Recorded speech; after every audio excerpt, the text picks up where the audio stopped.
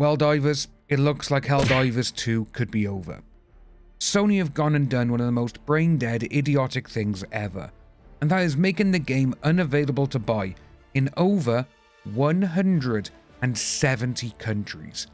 Oh, and Steam users in these countries have already purchased the game, so come the end date, they won't be able to play the game as these countries are where PSN is not allowed or restricted and the game will be locked. But this isn't the only scummy thing that Sony have done. This has been going on for quite a while, it seems, and someone in the Ukraine posted this on Twitter X, and it shows that Sony do not care about its customers, only their money. Thank you Helldivers 2, Arrowhead and Sony for not better disclosing that the game will be locked for me if I don't own a console. I didn't even get the link account window at the start, and it seems to be a trend that people that surely would get locked were the ones to not get it. And the picture he uploaded was this. If you look down to the in response part, it reads, "In response to your request, we would like to inform you that the registration of an account of the region Ukraine is possible only through the console itself." What? This is just so absurd, and saying that you need a console to be able to create an account in the Ukraine is bullshit. It's not just bullshit in the Ukraine either, but anywhere else in the world where this response is happening. My mind is just blown with how bad this has gotten, and Sony seemingly don't care.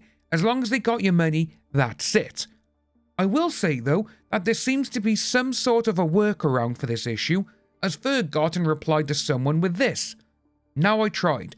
From the computer there was the same error, but from the phone it created from the first time. That seems to be a workaround, but still, that does not explain the email." With that, it almost seems like Sony customer support don't even know what to do with this issue either. But we all know why Sony has done this. On the 14th of May, Sony have their investor and reports earnings call for the fiscal year ending March 2024. Yes, 1.5 months after the game's release. They wanted to inflate everything. They wanted to report to their investors that this many people signed up for a PlayStation account in February, this many games were sold, yada yada yada. This whole thing is nothing but a shit show. I feel bad for Arrowhead, as these developers have worked so hard for the past 7 and a bit years, making one of the best multiplayer co-op games in a long time. They worked incredibly hard to develop a relationship with all of us, the players. They've been open with everyone as well going forward with what's going on behind the scenes, and also letting the community get involved with the story. But Sony destroyed all of that within a single 24-hour time frame. Now, is Arrowhead blameless? No, they knew this was a requirement, but they disabled it at launch and it left their minds to tell players about it. Another issue to go with this is that they gave an option to skip the linking process, so that also goes against them. But Sony's are the ones who are enforcing the game to have the account, and also where the game is sold, as they're the publisher. They have final say on whatever the game needs to be sold and where it can be sold. Arrowhead are basically a hired gun.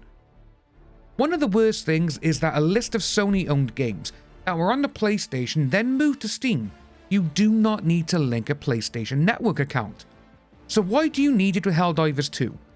It's shown for the past 3 months that the account is not needed, as players all over the world have been enjoying it.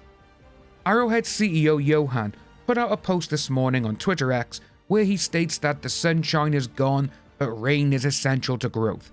Someone replied to him with, "PlayStation Network isn't supported by my country. What do I do?"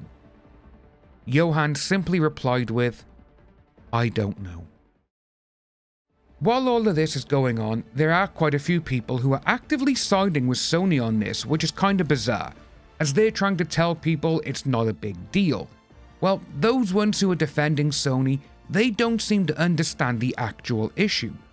The issue is that over 170 countries has had the game available and they've purchased it, but the PlayStation Network is either restricted or not allowed in that country.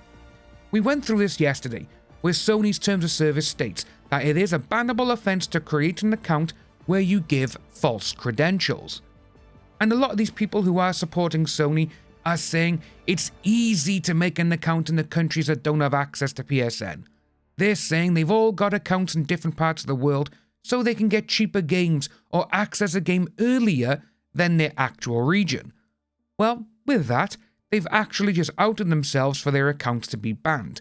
As we showed yesterday, players whose countries don't have PSN have been banned in trying to make an account just so they can play a game that's not on the PlayStation console.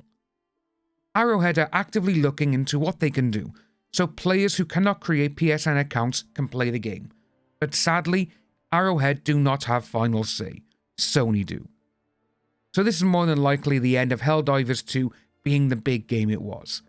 One of the things that Steam players can do though is ask for refunds and also leave negative reviews, which Arrowhead are actively encouraging players to do so, and I do as well. When a studio is telling its player base to leave bad reviews and to ask for refunds, you know they hate what is going on as much as the players do. Since the release of this statement as well, which was on Friday, it's been nothing but a shit show in the amount of players on the game. Like I said, ever since the game's released, obviously at its peak, it was 500,000 players, which slowly dwindled down to 400, 300, 200, but ever since, every single weekend, it's normally been around the 180 to 290,000 players worldwide. This weekend, the most it's been, 114,000. That is insane, but it's also good because it's showing Sony that these people are not playing the game because of what they've done. Another thing I will say as well, this week, the brand new Premium War Bond is out. Do not buy it. Do not even buy it, even if you have super credits that you found in the game. It may hurt them in the long run, but this needs to be done. Do not buy it. I've actively stopped playing the game since Friday for this. Well, actually, it was a couple of days beforehand because the game kept crashing, and I was like, I can't play it. But seeing this now on top of the crashes, it just makes it now even worse. I feel extremely sorry for the people who have bought this game on Steam, who have played it for the last 3 months, and they've enjoyed it. It's brought so many people together, and now Sony are like, nah, we don't want them. Fuck them. But let me know what you think about this down below, and hopefully we can spread democracy in the future with our Steam brothers in arms.